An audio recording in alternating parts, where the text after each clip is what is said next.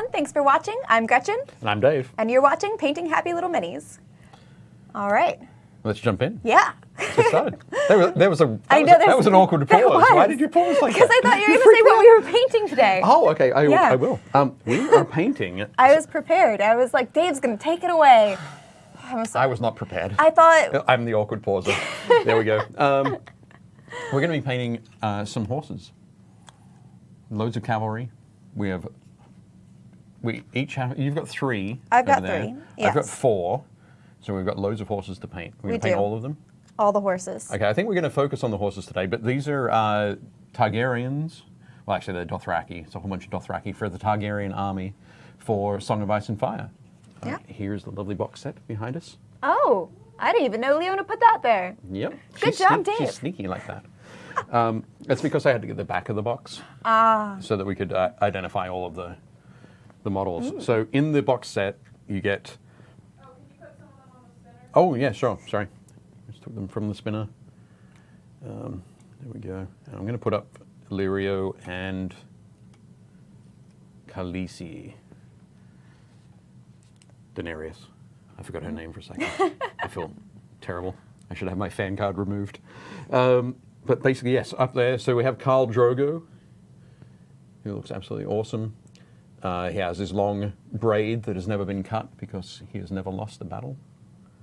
And in his other hand, he has 2, count them, 2 severed heads. 1, 2. 1, 2, 7 heads. Which is pretty impressive, I think. Yes. We have, there are Dothraki Screamers, which we don't have one up there, but at the moment, the other guy, the one that's painted brown up here, is a Dothraki veteran, and I'm going to switch him out now quickly. Well, there's a Dothraki Screamer. So the Screamers are more bare-chested. They probably look like they're screaming as well. And then we also have the Dothraki Outriders, which you have one there. This one? Yep, so switch them out. And you might have noticed that we have 3 different colors of primer. Yep. We have the brown primer, the black primer, and the white primer. So you'll get to see kind of the differences of using those as we paint today. Yeah, we thought that because we're doing a lot of cavalry, you could just go through and paint all of your horses the same. That's boring. Exactly. Exactly. So yeah, we're going to take a different approach. We're going to try some different colors. One of the things as well that we'll talk about as we're doing it, although we don't really need to do it for the Dothraki, because they're really, looks like they're just really all about using the horse's mane to control them. Yeah, there's there are no bits, there are no bridles. Bits, no bridles. There's not even, you know how before I was making fun of their ankles for being up? Yep. There's no stirrups. There are no stirrups. There are no stirrups. They do have I take it back. There's a strap holding the saddle on, but there is no... Is it even a full saddle? No, because it looks like just like a piece of, like it's just like a saddle pad. It's not even a full saddle. They're practically bareback. Almost, yeah. Yeah, that's crazy. So, there we go, showing it under the close camera here. So yeah.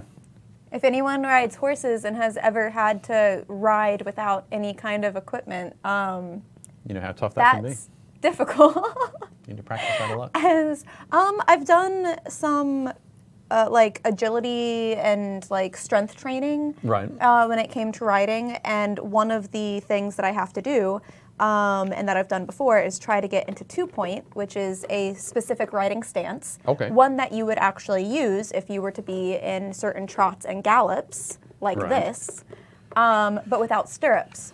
Okay. And I've still decided that's impossible. Right. I have not been able to, I mean, it wears me out and I'm sore the next day every single time I try this. I am assured that there are people in the world who have the core strength and the calf strength to be able to accomplish this because you are like up in a squatting position, but with your calves. Yep. And only your calves. Right. But without stirrups, I haven't been able to.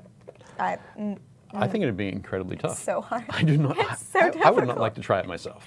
It's so difficult. But yeah, so we're going to jump into that. But yeah, the thing I was going to say is something we don't really have to discuss until we get to Jorah. But if you're working, one of the things that you need to think about beforehand, if you're painting a whole bunch of cavalry, if you have a lot of harness work on there. I think Drogo actually had a little bit. Oh, well, no, okay. the non. He has a full set. He has stirrups and a saddle and a bridle and stuff, and he's got some armor. We'll pop him up on the thing here. So this is Jorah Mormont, King of the Friend Zone. He's. Tell me I'm wrong. Tell me I'm wrong. He's absolutely King of the Friend Zone. So yeah, Jorah has the full sort of, I guess, the Westeros. Yes, he has kit. He's kitted up. He's good to go. I prefer that. I can. Did you want to paint Jorah? No. And not to paint, for writing purposes. Oh, okay, for writing purposes. Okay, that's cool. But yeah, so if you have models that have a lot of harness sort of stuff on there, you've got to decide sort of when you're painting an army of them, do you want to have all of the harness coloring to be the same? And then that might affect the colors that you paint the horse, because generally brown leathers or black leathers, and you're going to be blacks, browns on your horses. So you don't want to have a lot of dark colored horses with a lot of dark harnesses. It just doesn't look as good as a miniature. So having something that'll work as a contrasting tone through your army is. I'm missing one. Missing one. Where'd Dave, it go? stop stealing my miniatures. I apologize. Jeez. Rude. I apologize. It is yes.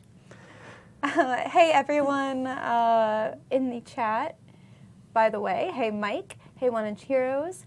Hey Kurt. Runestorm. David. Timothy Moore. How's it going? And David Moffat says we had one horse that was really good bareback. Yes. You mean it was good for you to ride it bareback, or the horse was just well trained? Because that's a difference. I've ridden bareback in general, but the fancy things. So I was going to ask him if it was the horse itself was an excellent rider. It's anyway. a partnership. It's a partnership. It is. You and your horse, you're doing. You can't just rely on your horse. Otherwise, the horse is just going to do its own thing. Yep. Exactly. Exactly. So, which one are you going to start out with? I'm going to start out with this guy, and I mentioned earlier that I really like painting dapples. Okay. And so I'm going to start off with a gray, and I have some skeleton bone here as like a cream kind of to mix with, and then, because I don't want stark white. That's not really going to cut it, and then I have a bit of black, and that's what I'm going to start off with. Is I want to turn this guy into riding a nice gray dappled horsey. Cool. Excellent. I'm going to start off with Khal Drogo and his horse, who does have sort of some harness action going on, but no bridle. I think it's like armor. Yeah, I think you're right. Face armor for his horse. Yep. So, but I'm going to start working on that, working on the black there. So a dark colored horse. I think that's going to be interesting because I feel like painting black is difficult whenever it's something organic, like to get those tone shifts going with. Sure. And especially with these horses, like with all these have, they're very muscular. They're heavy horses. Yep. I think for they are war horses, yes, and they're carrying big people. To be fair, everyone's muscly. But I think as well, like miniature sculptors do actually just really accentuate the muscles on horses, make it a little bit easier to paint. One of the fun things with painting horses, miniature horses, not ponies or miniature ponies or anything like that, but actually horses in this scale, is that they have all that musculature and you want to go and highlight it all, but it gives you a kind of a reverse look to reality. Because horses are generally darker, sort of on top, and then become lighter underneath, and that is true. It kind of it's an odd one. Well, and it also depends on like what color your horse is too, because black horses tend to bleach out in the summertime. Right. Yep. Unless you have like special show horses and This is the episode of Painting Happy Little Minis where everyone realizes Gretchen was a horse girl. I think if people haven't realized that by now, they just haven't been paying attention. So, hi guys, my longest job I ever held was as a stable hand. Excellent. One of the things I'm going to do here, talking about bleaching out, for a highlight for the black, is actually adding in some sand yellow from Vallejo Amarillo Arena. So there we go. You can Spanish. I can Spanish, totally. So I'm just going to mix in a little bit of it there. You can't really see the difference on the palette just yet, but hopefully once I start to get. So what I'm going to do, just quickly to get my initial highlights in, is kind of follow the, I guess, the grain of the muscles on there. So just a quick sort of highlight across them. Once I get this all down, I'll pop it on the spinner so we can see. But I think rather than a lot of the time, it's easy when you're painting horses just to go through and paint it all like skin. Mm-hmm. Like you would highlight it like you would skin, so you end up with like a fairly smooth kind of finish. But with a little extra work, you can get that sort of that fur texture. I think that's what we're going to talk about today, is how to get that nice, good fur texture. Fur texture, yeah. I must admit, smooth transition. Smooth transition, yeah. I'm not exactly sure which horse it's going to sort of come across best on. Probably one of the browns, because it's still a little bit dark on the close cam here. For there, yeah, it's kind of tough, but yeah. So there is a kind of a cool way to get that the texture going on there. But identifying where your highlights should be is kind of a key thing first. And because horses, even miniature horses have a lot of sort of surface area, they're definitely models that we can we can highlight, we can put washes back over them, we can glaze back over our highlights if we've gone a little bit too far, made them too bright. Kat asks, mini painting holders, anyone? Thank you, Kat. Thanks, Kat. We have them here. I can do that. But I'm not sure this is going to fit. No. Nope, never mind. Because our horses are on 50 millimeter bases, and the mini holders that we have accommodate to like 40 millimeter bases. So, but thank you. Yes. My favorite. Jay Muffet says you can't tame these wild horses. My favorite thing when I see people They're painting wild. horses. Yep. Is when I see them paint beautiful, ethereal, gorgeous white horses. Right. And then I go to the barn. Yep. White horses don't stay white. Right. Yes. They're like the worst ever. As soon as you brush a white horse, they're like, I gotta roll. I just gotta roll in some mud. It's never accurate. Never. What about with for unicorns though? I feel like the unicorn. I still feel like they would be like secretly muddy. Right. Like they'd just be like, nope. Not even magic can help them. Yeah. For some reason, I always have this feeling that, like, even if they did get dirty, that they'd just sort of toss their mane and magically, like, they'd be clean again. I mention that because I think I'm hoping that we've got one of the unicorns in the miniatures that we'll be looking at. Oh, maybe not. Maybe it's too late. I'm sorry. We could save that for next week. We'll see how it goes. Okay, I'm just going to pop this up on the spinner so we can have a closer look at we'll get a better view, I think, of where I've put the highlights. Ah.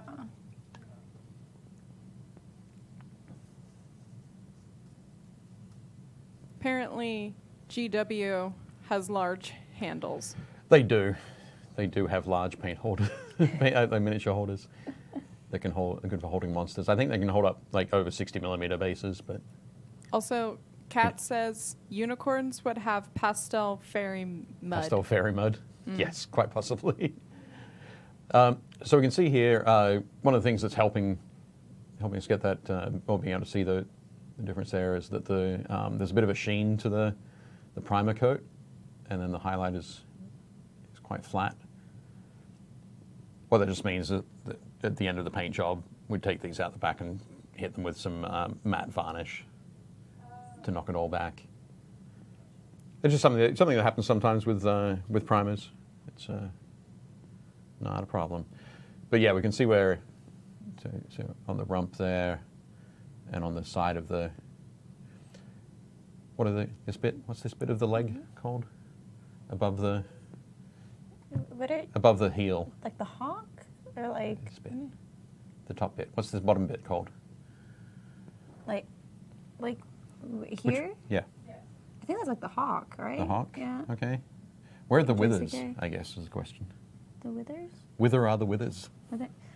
This, I wasn't prepared for an equine lesson. Anatomy? Yeah, Okay. anatomy lesson. So much for being a horse girl. Turn in my street cred. Fun horse fact to bring me back. Sure. Right? Go for it. Did you know horses can't vomit? I did not. Now you do. Yeah, that's great. I really hope that I don't come back as a horse in a future life. That would really put a dampener on my drinking activities. But anyway. No, the withers are up shoulders. Withers or shoulders? Okay, cool. Now I've learned something. I'll I've learned question two it for like things. forever. Like two it's things. probably Withers are the shoulders. someone's going to and come up horses and be can't like, vomit. no, it's more accurately like here, there, like this direct position. And I'm be Right. like, Okay, I didn't go to veterinary school. that's cool. Okay, a little bit more black, a little bit more of this sand yellow. And a little bit lighter. Basically, it's just to give it a, so that it's a gray, but it's a very warm gray. Throw in a little bit of a darker brown there. Accentuate some of that. As opposed to like a blue. As opposed gray? as opposed to a blue or a cool gray kind of look, a blue gray, which of course you could still do, but I think the number of black horses that are like that Have probably been washed with a special shampoo. Right, okay. And I know that the Dothraki, I have it on good authority that the Dothraki do not wash they don't wash their horses with a particular shampoo. Much So- like with show dogs, that you get like the purple shampoo to make the coats extra white. Okay, You can get special colored shampoo for black horses so that they won't bleach out in the summertime okay. if you have show horses. And I guess this is also the point where somebody could say it's a fantasy land.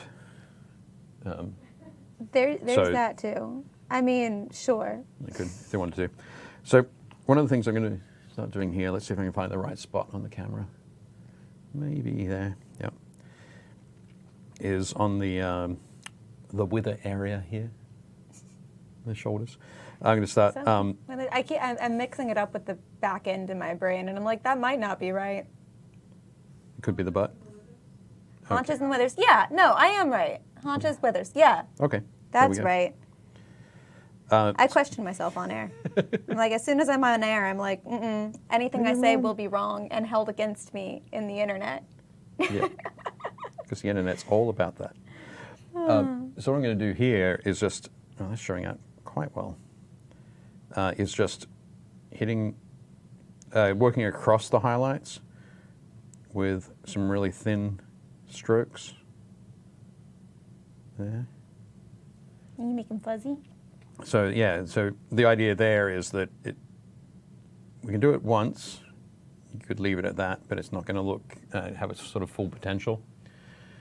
But you can let that dry and then come back to that area and just hit it with another set of very thin, fine lines. You could lighten it up a little bit more and just just run it in with sort of shorter lines. But that will give you sort of a texture feel. And because it's working across the highlight, that will help it stand out a little bit more. And so it's not long strokes. It's just very fine, short strokes. You can go in and just vary up the length of those strokes as well. Because, as we know, nature is not regular.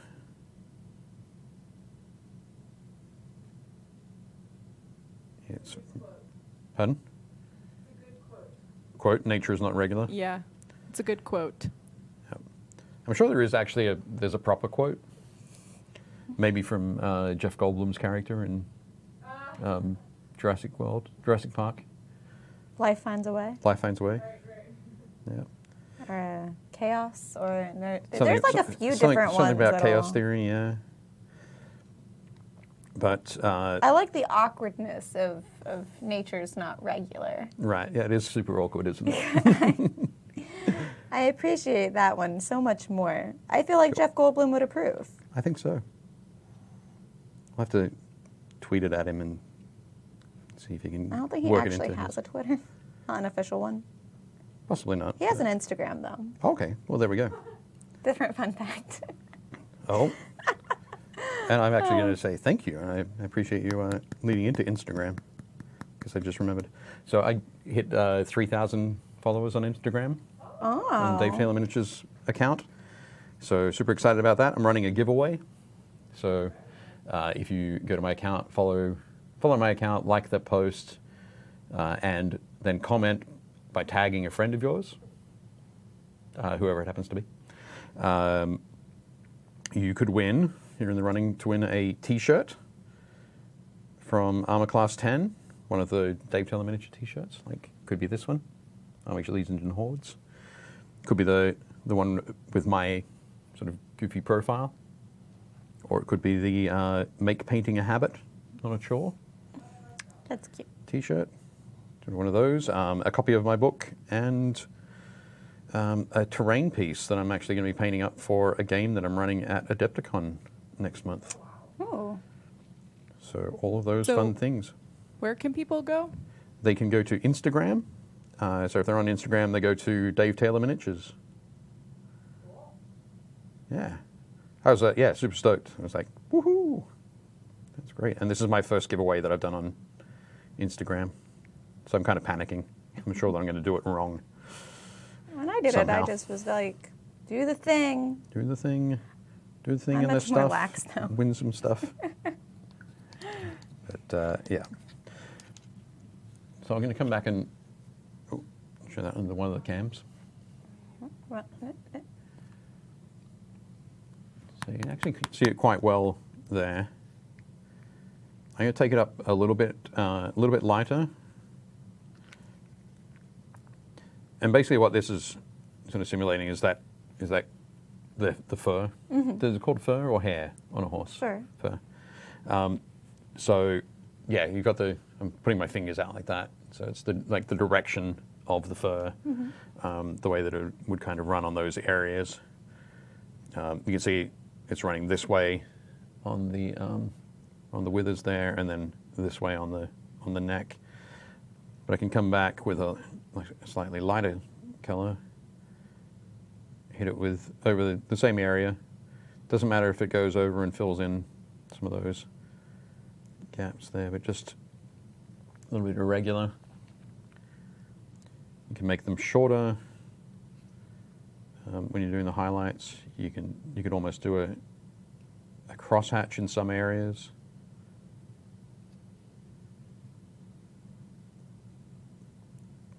But if you come back and do this like 2 or 3 times over a model, over a horse model, you'll get a great sort of texture. So I'm going to focus on this side. So So we won't get the whole model done in that because we want to switch on to another sort of horse color. But when I mentioned glazing before, I think this is a perfect opportunity to use glazing because I've created quite a light, almost yellowish color on here, which for a black horse, it doesn't. It will get to a point with that highlighting where it won't read as a black horse. Yeah. So we'll be able to put a very thin glaze of black back over it to tone it back down.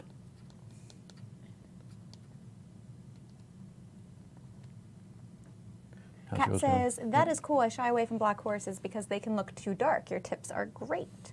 Mine's actually coming to, I got the base coat of the kind of medium gray, and then I mixed skeleton bone with the gray, which I was using, which was dungeon stone. Okay. Because I wanted that more of a cream than a true white, and kind of went over and did the highlights with that. And then now I'm going to blend some along the belly, where it's just naturally going to be a little bit lighter. Cool. And then probably go back through and start doing a little bit more blending here and there and getting set up for those dapples. Right. Cool. 'Cause I just think they're neat. The dapples are neat. I think it's. I like them. It's very cool when you get the opportunity to use them. Are those But- the spots? Yes, so dapples Okay. are whenever you get those kind of spotted look on a horse's fur. In gray, you can have it on a brown horse. A lot of it actually has to do with what the horse has been eating and how, Okay. It can show up in other coats too. Right. Yeah. And then generally they show up around the Around the rump. Around the rump. Yep. Right. Generally, it's on the rump and a little bit on the belly. I just think it's a cool texture to have show up in fur. Yeah.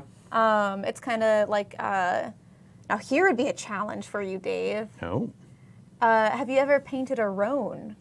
I think I might have, but describe to me roan again. Okay, so you get two kinds of roans in a horse. You get a blue, Okay. and you get a red, which comes off as like a strawberry. And what it is it's a coat color where you get, if it's a blue roan, you get both black and white hairs mixed up like side by side, so the horse appears blue in nature. Oh, okay. Right. Or, bluey sheen, not Bluish, like okay, true yep. blue.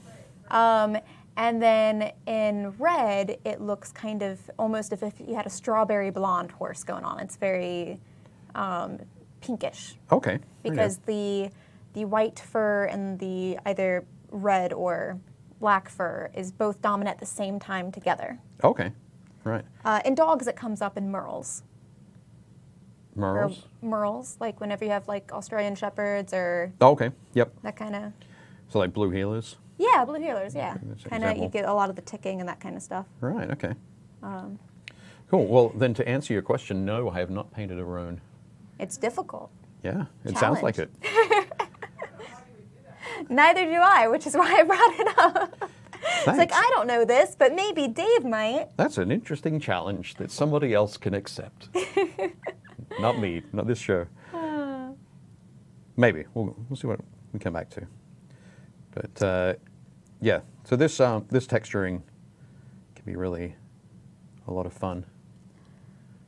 So I'm just going to pop it on the spinner. You'll see how it looks from the side that hasn't had too much of the thing done. But there we go. What do you think? So one of the things as well that you can do with that, if you go, if you were to take that even higher, you'll get that sheen look that you get from horses sometimes, particularly the blacks, where The light. where the light hits, that just that little Crusting. line, it almost gives them a metallic, Yeah. sort of pseudo-metallic Correct. kind of feel. But yeah, you could take that a little bit further. Yeah, that looks great. But what I'd suggest you do, I mentioned doing it like a black glaze over this, rather than doing it before starting on the rest of the model, before starting on painting Khal Drogo himself, I'd leave it. I'd go through, paint Khal Drogo, and then come back to it and say, okay, does it still read as black, or does it read as a much lighter gray kind of look? because if we go through and paint him and we paint him in lots of light colored leathers, it's automatically going to make yeah. the horse around him look darker. So you can save that, you can keep that up your sleeve. Because But That's really neat. For If he's this dark, example, too. in the show, we'll go through and we'll do it. So would you paint him dark Would I paint him dark? as well to keep I'm the not sure. darkness? To be honest, I think what I'd do, because we've chosen we've gone with a black horse for him, because somebody primed him black. I don't know why. Just kidding. We asked for it. I'd probably go for lighter colored leathers on him. Probably do something a little bit with the reddish in there, and then he's going to be fairly. I'd go fairly light with him as well, but it wouldn't be kind of like a bright, like a much lighter white skin, Caucasian skin. Yeah. But I'd still take the highlights up on his skin because he's got a lot of muscles there showing, so you've got a lot of opportunity for range of contrast in the skin color. I thought just quickly while doing that, we'll switch gears and we'll talk about some of the game stuff on there for those people who are playing Song of Ice and Fire and want to paint up their Targaryens. So in the box set, it's the first of the starter set that's come without any infantry. So there are two models on foot, but they're both non-combat units, Daenerys and I Illyrio. noticed that. So the only combat units that they have are cavalry units. So they're pretty cool. The Dothraki Screamers are the first one. I'll throw this under the close cam, maybe. There we go. Yep. So movement of 6, and the cavalry units have a lot of maneuverability. They can do I think they have a free maneuver before their when you activate them, they get a free maneuver and then their action. So movement 6 is great. They're 3+ to hit in combat, which is great. When you have 3 or 4 models in the unit, you've got 7 dice that you're rolling. When you're down to 2 models, you're rolling 5 dice, which is still really good. Their armor isn't that great, 5+, but as you can see, they're not wearing any. So that's cool. Their armor is their muscles. It is their muscles. It's their endurance, their stamina, and they've got a 6+ morale, which is not too bad. As you see, as their cavalry, each model in the unit has 3 wounds. And at the start of the unit's activation, they make a free maneuver action, which is cool. So that makes them takes them up to the ability to move 12 inches a turn. Yeah. Which is good. Nice. Yeah, which is pretty fast, considering a lot of infantry moves about 5 inches. Well, they're unmounted infantry, aren't they? Infantry are unmounted. Yeah. So Yeah. it makes sense that they'd move faster if they're on horseback. The cavalry, yeah, definitely. Just quickly, what we got? We'll look at the Dothraki Outriders. So the fun one here is the Dothraki Outriders do not have a melee combat stat. They only have ranged, which is the Dothraki Shortbow. Again, needs 3s to hit. They're rolling 7 dice if you've got 2 ranks and 5 dice if they've just got the 1 rank. Their armor is 6, which makes it a little bit worse. But the key thing there is that their short range short bows are the only attack that they have. Mm-hmm. So if somebody charges them in combat, they can't fight back. All right. That's So not they can't operate in the melee. bestest. So when making ranged attacks, they have nimble. So when making ranged attacks, this unit may shift 3 inches instead of the normal 2. And after that attack has been completed, they may then shift an additional 3 inches. So that's pretty cool. So yeah, so they're cavalry, so they can move their 6 inches, shift 3, shoot, and then shift another 3. So that's the main reason for doing that is to make sure that you can keep them out of charge arc from other units. So you move up duck around the side of a unit, shoot them in the flank, continue to move around behind them so that you don't get in a situation where you're going to be charged. All right. 'Cause You definitely do not want that to happen. I noticed they also have a maneuver ability Yep. at the beginning of their activation. Yeah, so they get a So- free one of those. So if you're going for that ranged attack, that would be your activation. So, but with those 2 shifts, those 2 3-inch shifts, it still gives you 6 inches of movement as well, which is pretty cool. Very nice. Runestorm says that texture looks cool in the horse. Yep, pretty happy with how that's turned out. So I'm going to, but of course in this box set you have, there are 4 units of cavalry, so 16 regular cavalry. There's Khal Drogo and Jorah, so you've got 18 horses to paint. Wow. So That's as many stalls as I used to have to clean. if you find that texture takes a little bit too long, I'll give you a way to paint horses that's a little bit quicker and still gives you a pretty good looking result. So you can save that texture for your leaders or for your veteran cavalry unit, that kind of thing. If you want to go a little bit. A little bit extra. A little bit more straightforward kind of thing. So what I'm going to do here, I'm going to paint one of the Dothraki screamers here on the brown horse. And I'm not sure, again, I'm not sure what sort of coloration this will sort of come out to be. But let's say it's mainly looking at something like this. Is that it's just called brown? If it's kind of reddish, like it would be considered chestnut. Chestnut. Okay, let's go for chestnut. I find it really funny how if you put me on the spot and you're like, withers, haunches, hawks, chestnut, brown. Well, I'm like, I don't know. But if you're like, Gretchen, tell me a fun horse fact. I'm like, did you know that horses can see the best time at night when it's dawn? Not dawn, dusk. Dusk. Yeah. That's when they can see the best. That's when they can see the best. Okay.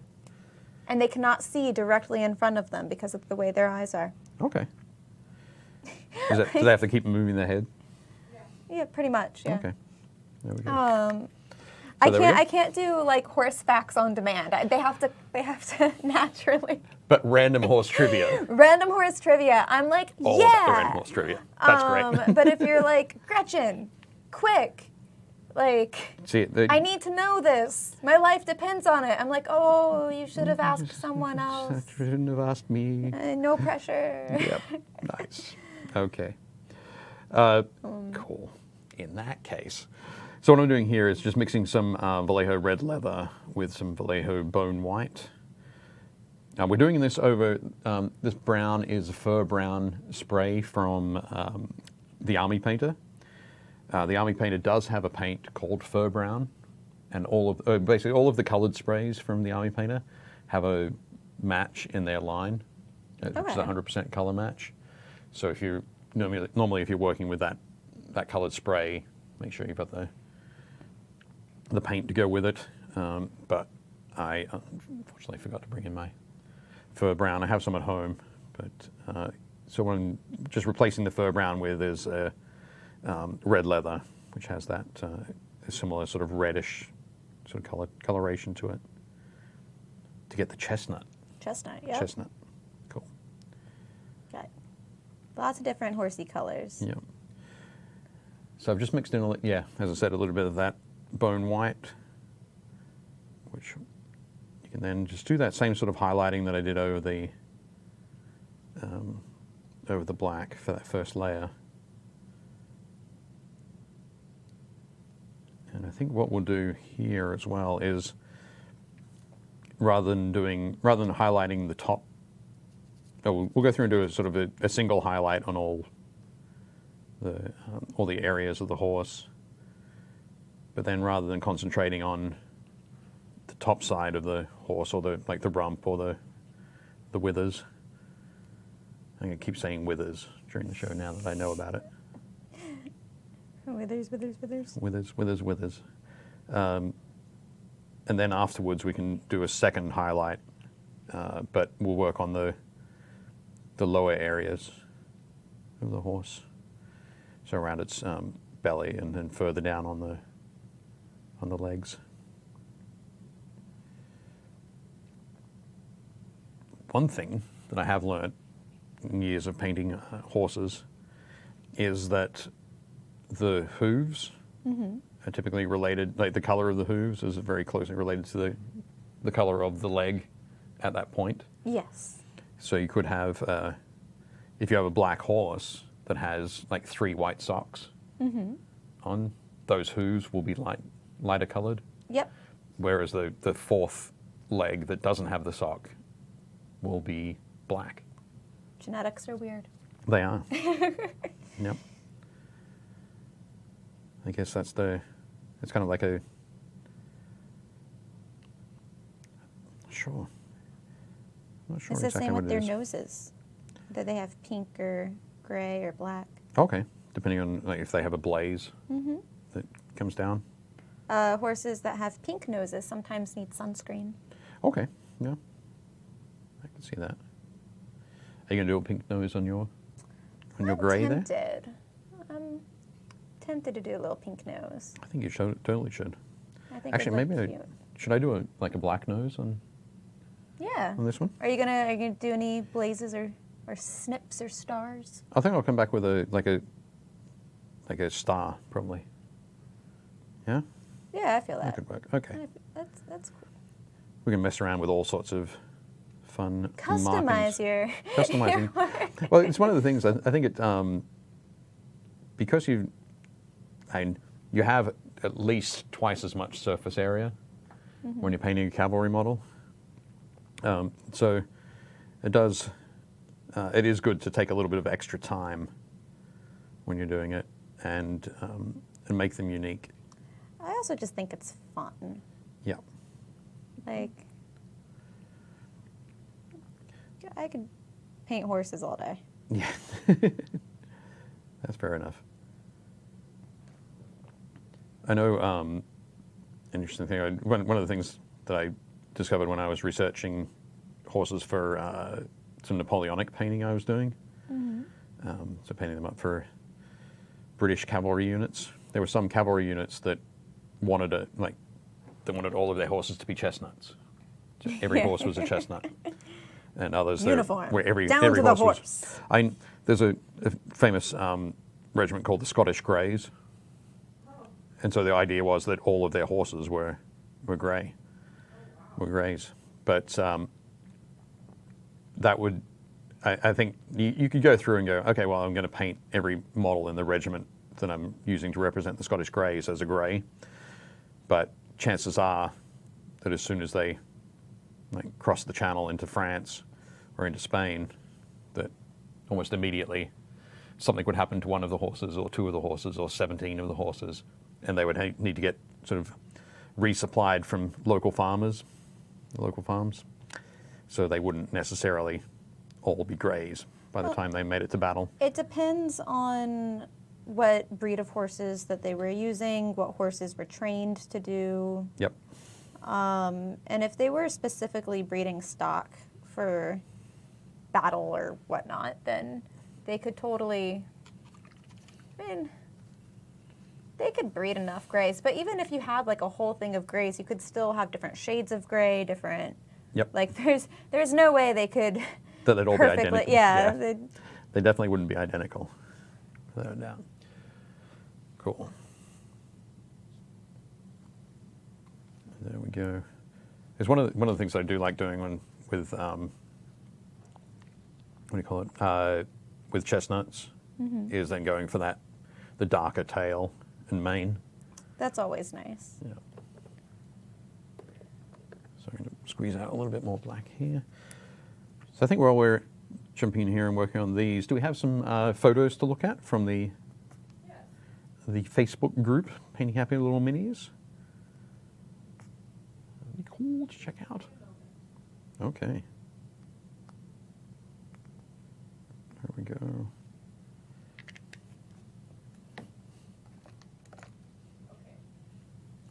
Coming up now. What do we have? Oh, cool. Yeah. Ta-da! Oh, hey. So Lisa was painting this. It's a SOPHIE Christmas ornament from Reaper Miniatures. I think you're saying that this is from 2011. But But we're also considering using these as name badges for, That's cute. for the store. Yeah, So- that's a really good idea. It's something I've never done. This is more of a flat kind of thing where the height, like total height of the miniature from the back to the front, or total depth of the miniature, I guess, would be about this much. Oh, wow. So it's a kind of a different painting technique. It's more of it's a 2.5D kind of thing as you're painting it. But yeah, I think you've done a great job on there. Again, I'm always going to comment on orange and blue next to each other. Very good. They're good colors next to each other. Yeah. I think the only thing that I'd suggest there is just some extra highlighting on those wings to pop them out. Yeah. But yeah, looking very cool. I always like seeing cool stuff like that in there. Oh. Friend printed a barrel for him, so he has a stand now. I love that. That's cool. That's I think, fun. are they barnacles on there, Mark? Are they barnacles on that barrel? Yeah. Yar! No, that's cool. And so, yeah, it's always fun to have that kind of thing going on. But yeah, we looked at Mark's bust that he painted last week. Yep. But, yep, very nice. Oh, Frank is a new member. So we painted so we've got a couple of different Nice. dreadnoughts in there. Looks like, Or yeah. Space Marine at the front, Oh. dreadnought behind it, and then one of the new Primaris dreadnoughts. Redemptor dreadnought, I think. Might be its name. Don't know. Not sure, but but yeah, it's cool. I love the chevrons on the one at the back. But one of the things that Frank also posted at the same time as this was some of the endless spells. He posted the prismatic palisade, which is the crystal, like the crystal wall. Yeah. And we painted that a couple of years ago, and yeah, Frank did a great job on that. Really nice. But yep, cool things. Welcome, Frank. Oh, Brian has been painting up some Skaven clan rats. These look very cool. Little rat man with spears, ready to stab you. Ready to go. Ready to go. Yep. So these ones are, they're actually quite old. I think they're like 90, they were released like 97, 98. And you can tell because they've got those big hands, those enormous hands. But no, I think you've done a great job on these, Brian. I love the little extra sort of metal edges poking through the red paint on the that SKAVEN clan symbol on the front. Oh, yeah, nice. Yep. So they've definitely been knocking those around. Yeah, you can see those. They've been knocking those around, so the paint's been chipping off them, which is like in the fantasy world, not in the real painting life. I'm sure Brian takes very good care of them. But no, looking great, Brian. Very nice. Okay, so Tegan is painting up this hassle-free mini. Work in progress there. The chainmail bikini. Classic. Classic, indeed. Coming along well. I think one of the things I'm going to suggest here, Tegan, is once you've got both eyes done, I'm not sure if you've got the other data, might have it, or it might just be the angle of the head. You can come back in and paint sort of under that brow with a slightly darker version of the skin color, almost something like the color that you've used on the inside of the cape there, just to tidy up that eye, and that'll be great. But yeah, I love the color, the chainmail color that you've got there going there on the bikini, looking good. Ooh. Ooh. So, oh, there we go. Like Yep. So a this isn't a bone. unicorn, Pardon? but it is a horse. It is not a unicorn. Not a unicorn, it is a horse. Exactly, yeah. From the CRYX War Machine. So the CRYX are kind of like the undead of the War Machine world. So this is kind of like a sort of strange, sort of Undead. almost skeletal. Definitely like has that undead horse sort of thing going on. And those other colors, some of the colors that you've chosen there for the harnesses. There's almost that, almost a pinkish kind of look, almost fleshy. It looks very cool. Nice work on those. For a second there, I thought it was might have been from the Ossiarch Bone Reapers, GW, but I did that deliberately so that Leona would have to go back to it. But no, it looks very cool. Good work. Brian Westbrook is painting up, said he was taking a break from some commissions to paint up some of his own stuff and working on US Army models here for Bolt Action. Ooh. And they're looking very good. Guy, he's got the, I think that's a, I'm not sure if it's a 50 cal, but I think it might be a 30 cal on the right. And then the BAR in the center at the back. Looking good. And there you go, Kat. I was going to say. Brian has one of those, one of the large mini holders there, because that base is like a 60mm base. Gosh. Good work there, Brian. One day we'll catch up. My goodness. So Jason Sutton said he's just finished printing the Artisan Guild TARRASQUE. That is crazy. That is huge. Look at its mouth. Yeah. And Look at that mini for comparison. is the wizard down there is like holding out his hands like, it was this big. I thought it was going to be, I raised it from an egg. But yeah, now that's going to look amazing once it's painted. You got a little bit of gap filling to do between those some of those parts, but yep, that's going to be very impressive, Jason. We're going to be excited to see that when it's done.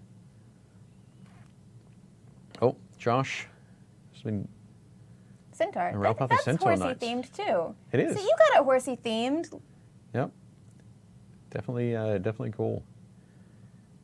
That's crazy. That's a lot of armor on that horse. Josh definitely didn't need to get any tips from today about painting like horse flesh or horse fur. Just loads of silver. But yeah, looking good there, Josh. All the protect. Yep, all the protect indeed. I'm wondering if is that a shield slung over its back? I think it might be. It looks like a shield on the back and then like a whole suit of armor for the centaur bit. Yep. And I like that you picked out some of the edge trim there in that gold. But yeah, looking good, Josh. Nice one. That looks to be... That's an excellent... Can you go back to that for a sec? For your palette? Sure. Your palette. There we go. Look at that. Seamless. Sorry. So, just quickly, I'm going to take some of the red leather with some of the black. So to mix that in, need a little bit more red leather, I think.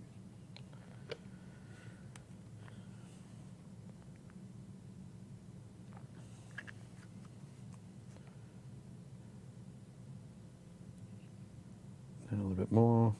So around the sort of the base of the tail here, I'm going to paint in with that red leather, just sort of dapple it around on the rump here. Mix in a little bit more of the black so that down the base of the tail is a little bit lighter than the black that the rest of the tail is going to be. Just to give it just a little subtle sort of transition. Would it actually look like that? What? Or would it sort of just suddenly go from chestnut fur to black hair? It depends on your horse. Okay. Some horses have darker tails. Some horses have chestnut tails as well as their body being chestnut. Some have bits of black in their chestnut tail. Right. So what you're saying there is whatever goes. Have fun with it. Yes. Cool. If you can think of it and it is a natural color in nature, it probably at some point Has occurred. has occurred. Okay. I've even seen horses on like the cover of like fancy horse magazines. Yep. And I remember one of the horses the body was black, but its mane and tail were like reddish. Okay. And I was like, that's weird. I've never seen that before, but it's apparently something that can be done. Apparently a thing. Yeah. And it wasn't just they dyed it. No, anything it wasn't like that they dyed it. Okay. So, yeah, a horse, when you get into like different colors of horses and stuff. The Punnett squares of possibility are endless. Right. I find it fascinating. Did you know that you cannot actually have a white horse? Like a pure white? Well, so you can have like a horse that looks pure white, but genetically speaking, they won't be. There's Right. something called the deadly white gene. Oh, okay. And if you actually get a So if a horse is white born horse, with it. yeah, they die. Right, okay. Yeah. So if you see like a white horse, they're not like actually a Right, white horse. okay. I mean, they'll look white, but Yeah. Are they called, are they called greys? No. Kind of, there's probably there's like fancy like I'm sure there's actual terminology for what Right. breeders and whatnot are getting at, but because I am not a breeder, Right. I am a writer. right, okay. And I am not even a writer who like has enough money to have her own horse. I'm like, that's a white pony. Right, nice. Okay, that's cool. Yeah. We have a question from YouTube. Yep. Rinstorm says, what would you recommend to do for how to fill the gaps on the back of the horse? Oh, you mean here? Yeah. Okay. Probably the way I'd go about it is get some green stuff. So 2-part epoxy putty. Just get a very small amount, mix them together, roll it out into a long thin sort of sausage. Lay it over the back there, and I don't know that we've got a. Just going to check and see if we have a tool here that I can. Yep.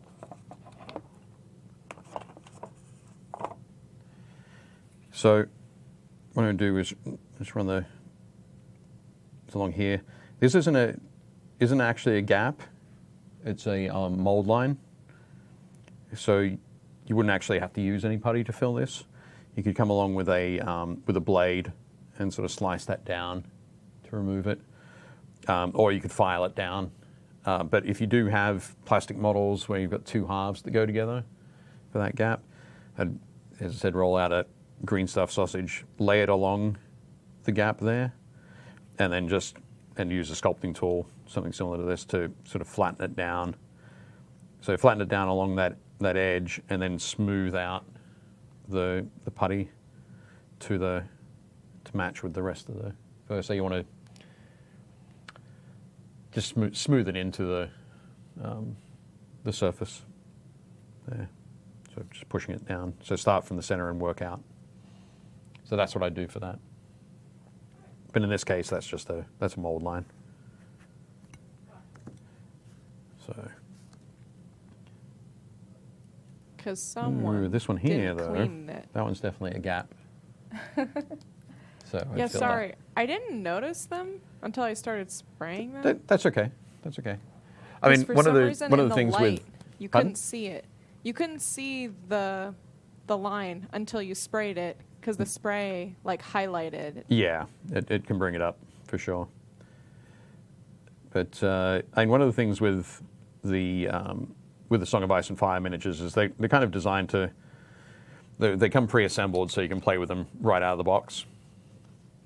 There's a lot of folks who don't even paint their Song of Ice and Fire minis. That's sad. It is a little bit sad, but it's what they want to do, and that's cool. But so all of the Song of Ice and Fire miniatures, each faction is done in a different colored plastic. Mm. So we've got a nice, I think it's kind of this sort of burgundy color for the Targaryens, which is pretty cool. So you can see there I've done the mane and the tail, painted those black. I'm going to do, we were talking about it before, on its muzzle, its nose, snout. No, Okay. it's all good. It's all good. I'm just going to start with a mix of the red leather and the black, almost giving it like a 5 o'clock shadow. And start to sort of pull that down there.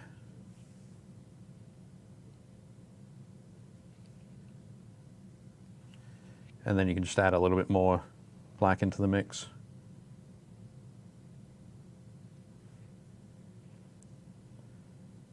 Like that. Until you almost get to pure black at the end. So I'm trying to get a good angle for it. There we go. That's the best part of horses. The nose. The nose. Yeah. That's where you It's best. give the little rub. Yeah, your hand like just fits on the horse. Right. Exactly like that. Just like that? Just like Just like that. that. Just that like is, that. yes. Cool. You could do that. So what I've just done on the nose there, you can do that same thing on the hocks as well. Down here. Horse ankles. Horse ankles. The hankles. The hankles. Yeah. Official terminology. Sounds perfect. And of course, as we described before, you don't have to do the same on all four. They can be a little bit different. How's it coming along? Ooh, This is actually coming along really well. do you want to pop it on the spinner? Sure. So I did a mix of different grays to get kind of a dappling effect. I'm probably going to do a little bit more blending, looking at it under all the bright lights Right. as it dries, but try to get different dimensions of kind of that spotted texture. Right. Because it's kind of that subtle kind of spotting Right. Yep. that are going for. So I kind of am building it up and building it back down and building it back up till it looks how I want it. It can be tough to get that that kind of texturing. I mean, Yeah. it's much easier to paint like cow Actual spots, like cow yeah. spots, or that kind of thing. But I could turn him into an Appaloosa or a paint very easily, which Yeah. would be a lot easier and would be stronger spotting. right. So I wouldn't have to worry, but I'm committed. You are committed. So I think this is much more like we were talking before about the Australian blue healers and Yes, that kind of yes, thing. yes, It's yes. that more nuanced yes. spotting. Yeah. I think it's So, looking cool. But it's looking good so far.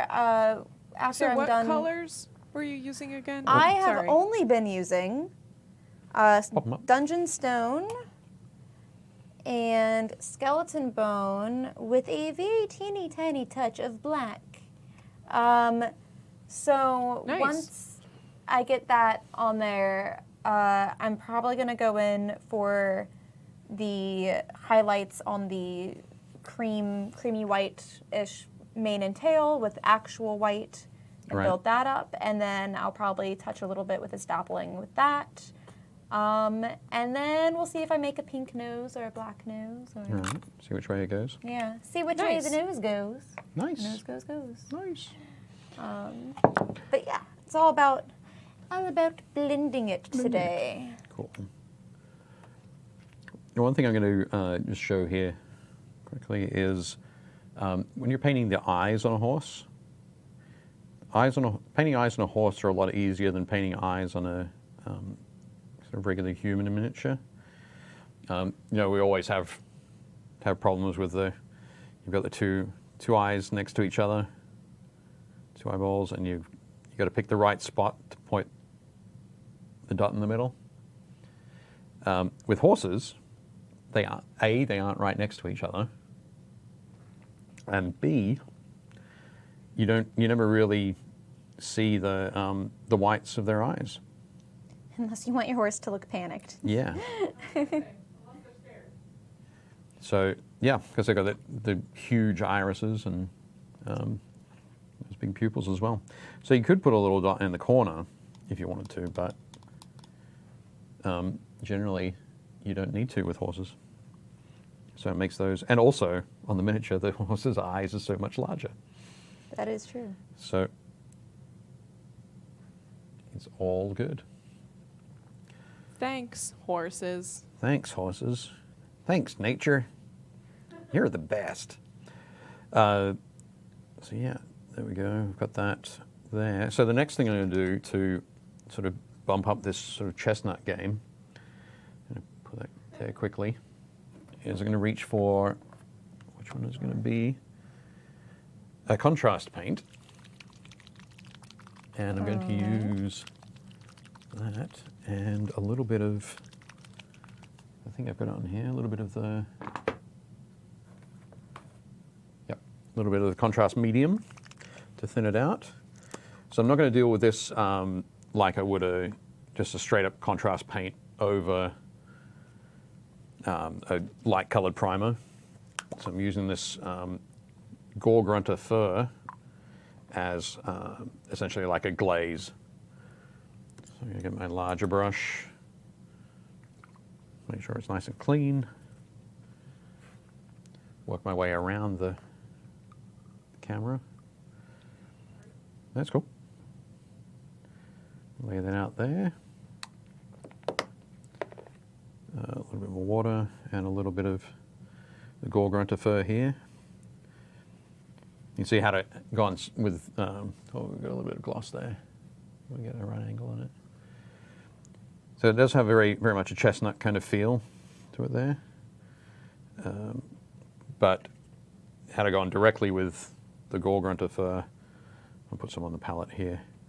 You can see how dark that is. Yeah, it would have been far too dark. We would have lost some of this highlighting. And of course, I've just remembered that I said I was going to highlight some of the lower areas again. So I'll do that first, just quickly. More of the red leather, some of the bone white mixed in. So this is almost getting a little bit pinkish on the palette there. Just hitting some of those areas that would naturally be lighter on a horse.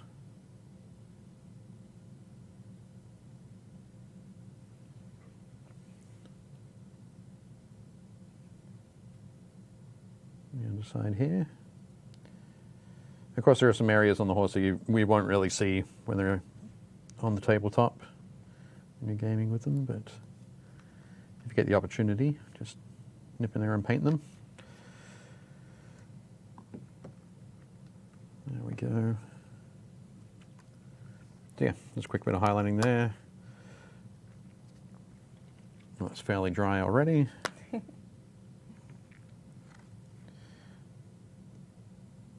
And when we paint that over, you can see immediately it brings a lot of that sort of that orange back into it.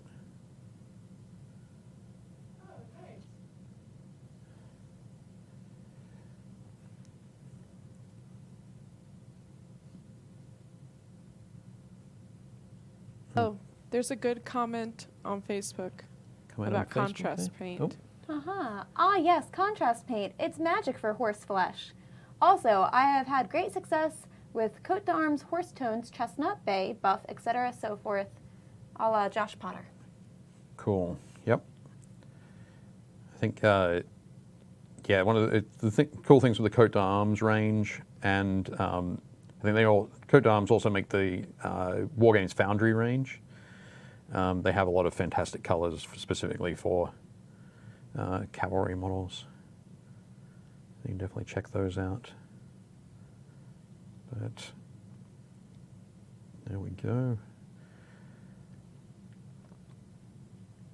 So the aim with this is to add a little bit of that that orange back into the paint job, and help the transition between the base color and the highlights that we put on there.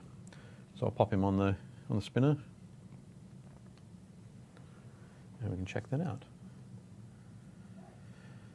A bit glossy at the moment, of course, as that dries. Maybe a little bit better, but that's was a much sort of faster way than going through and painting all of the little strands of fur. And I think this is this kind of approach, the chestnut with the dark mane and tail, is one of my favorites for like mass producing cavalry. It's simple, it's horse-like. Yep. What I could do as well is once that's dry, I think I'll come back and try little bit less thinned contrast. Tried that Gore Grunter fur again, just to darken that the rump a little bit.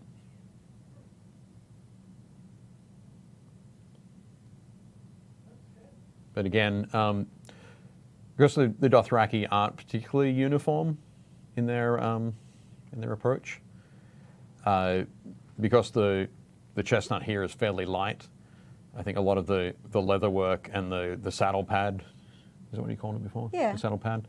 I do that as go with darker browns and that kind of thing to get that contrast as you're working through the model. Oh, definitely.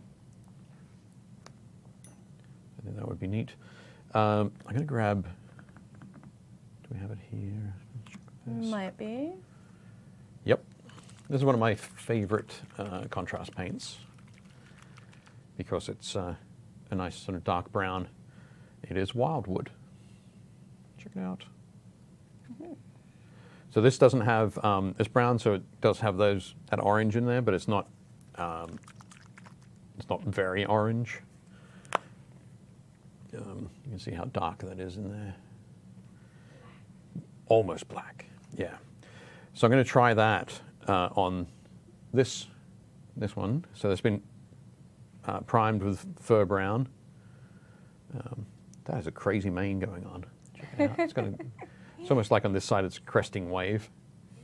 Yeah. Looks great. So here we go. We'll get this out. Find a spot on my palette. I forgot to change my paper this morning before I came in.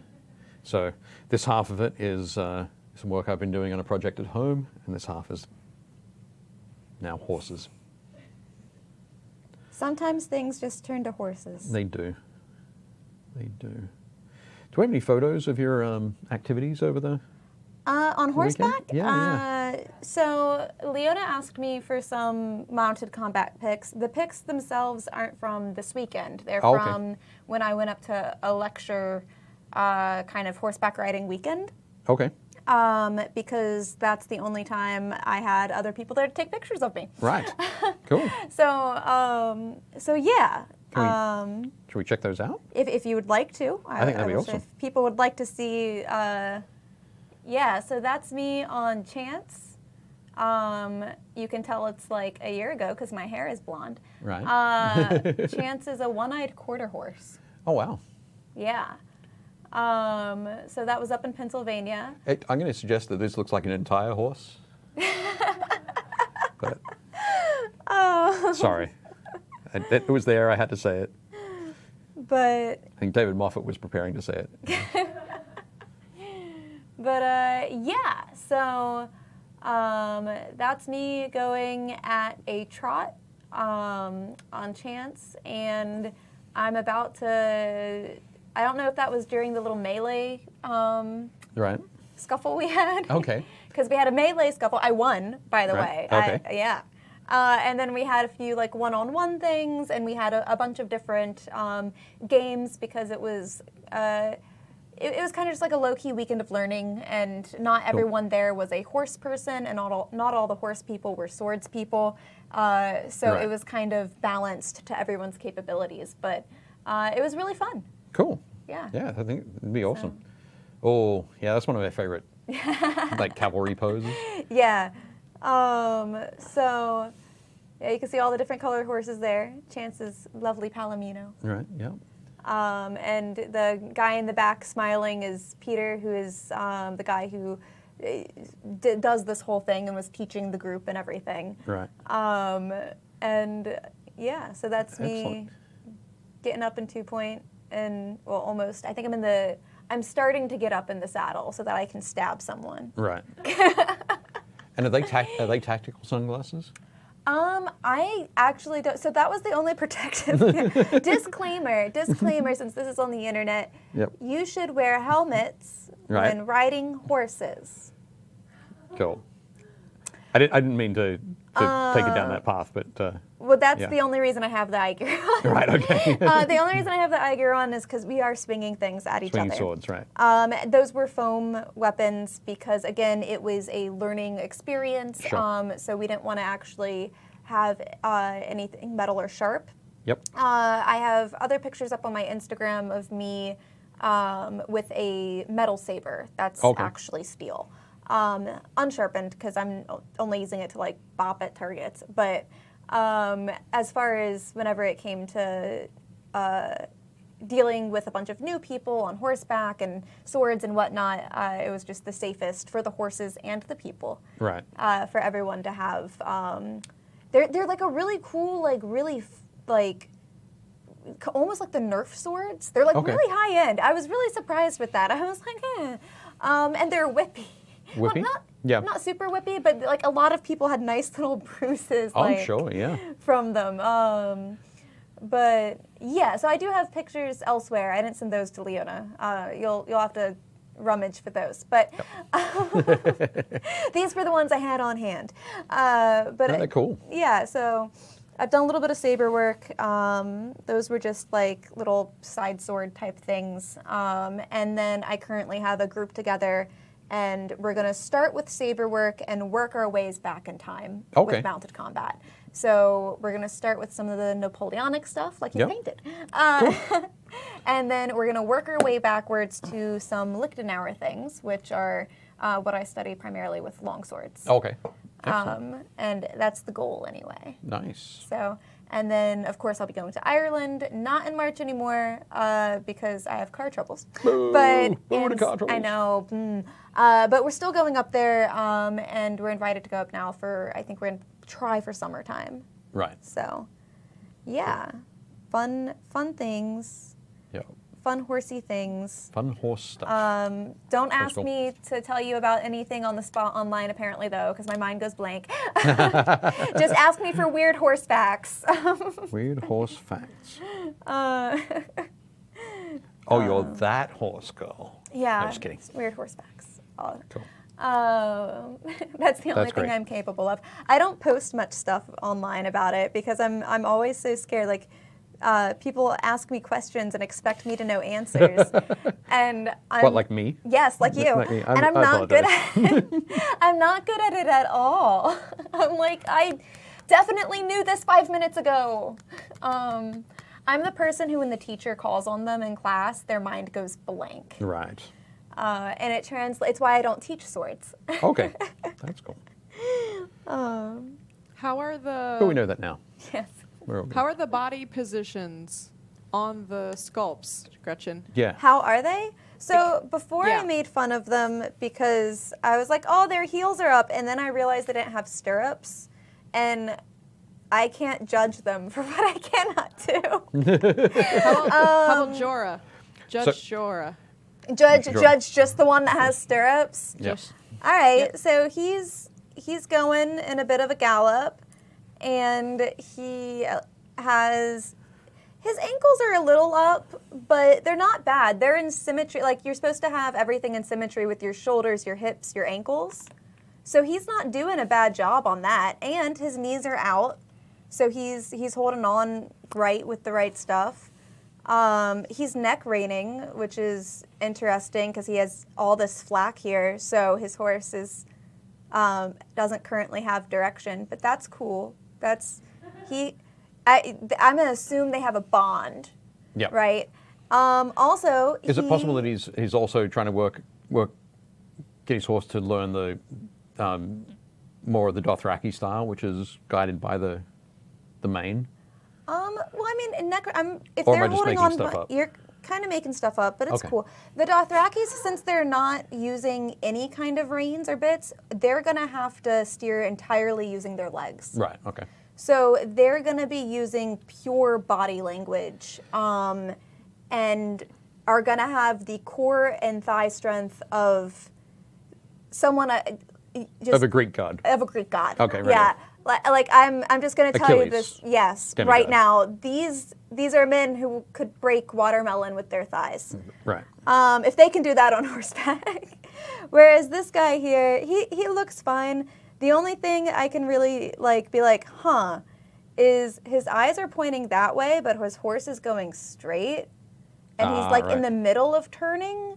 So from the sculpt, it looks like he's about to like turn around. Hopefully that's intentional. I'll give it to him. Yeah, sure. And he's not really like, he's kind of leaning back a little bit. If he has the sword and he's like ready to like stab someone, Yep. he'd look more like this guy. Right. So this guy is up a little bit and he's like positioning his body and he's going forward. He looks like he was maybe talking to people and like rallying cry, and now he's getting ready to get into. Right. Okay. I'll pretend he's in transition. Cool. I You'll can't really. You'll cut him some slack, is what you're saying. But yeah, he's the only one I feel like I can mildly judge. Everyone else, I'm just like, you could kill a man with a squat. Right. Even if they're not in the perfect position, it's better than I could do without stirrups. So. Come here, I'll put your head between my legs. That's my least favorite exercise to do on a horse, is Right. trying Killing to... men with your thighs. Killing them with my thighs. Is doing anything without stirrups. Right. Yep. I can see that. I'm totally with you on that. I've ridden horses a couple of times, and by a couple I mean 2. So truly a couple. Truly a couple. Twice. Not exaggerating, twice. And yeah, if I hadn't had the stirrups, it was just like, would have been all over. Yes. Mind you, when I'd fell from the horse, I wouldn't have been dragged.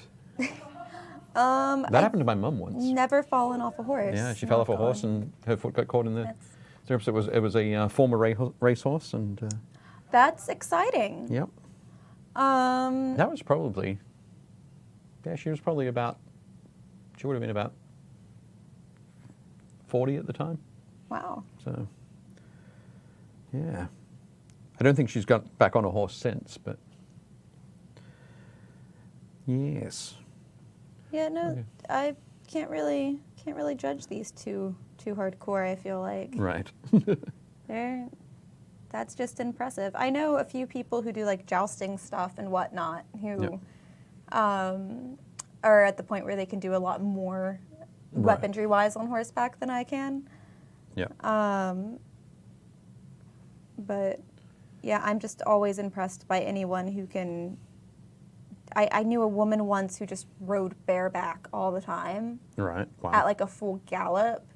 That's how Yeah. I met her. She like galloped up to me bareback on the horse. Only had like a halter, just like the Dothrakis. Yep. Right. Yep. And like jumped off, and I was like, "Who are you?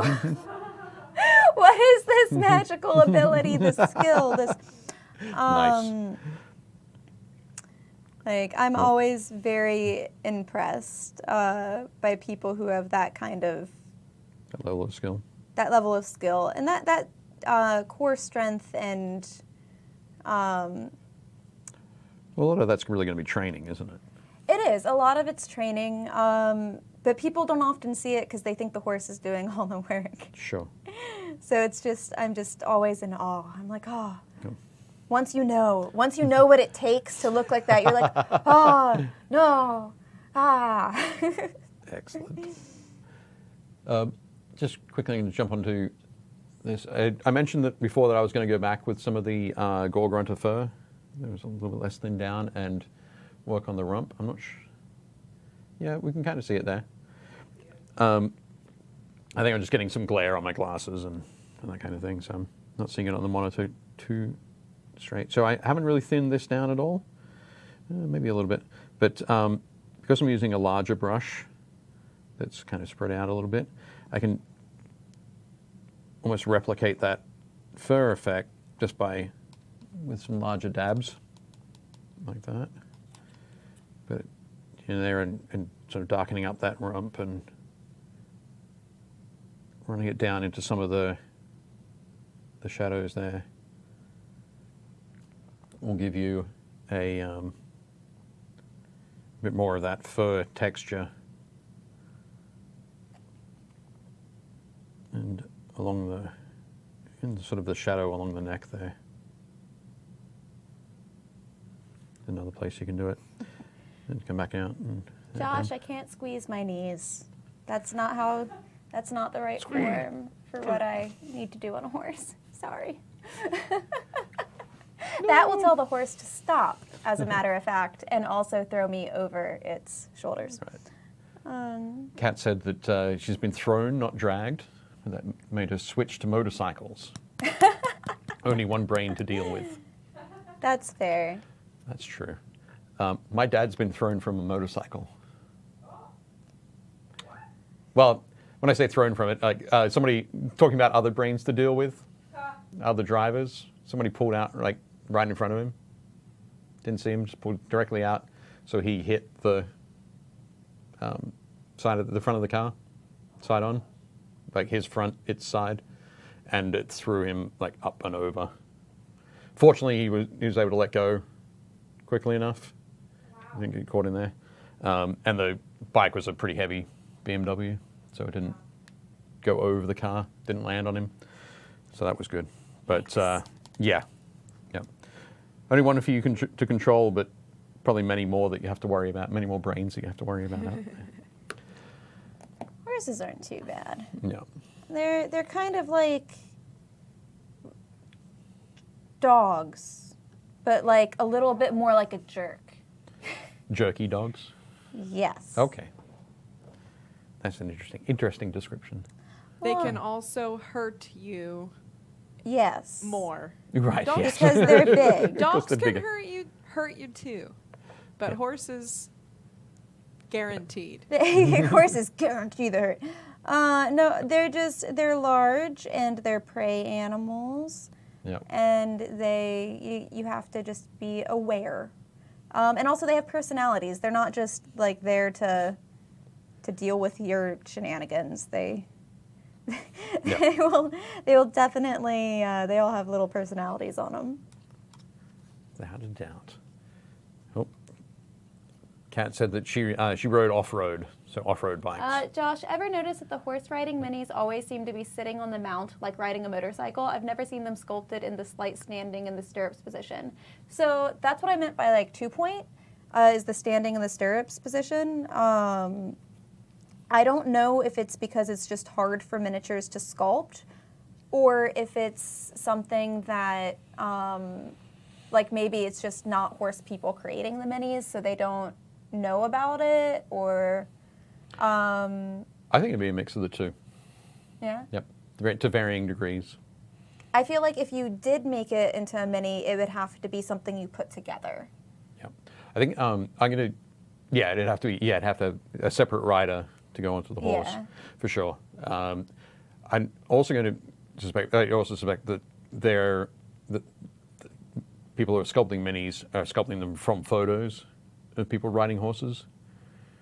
And I bet you that overwhelmingly the photos show people sitting in the saddle rather than being up.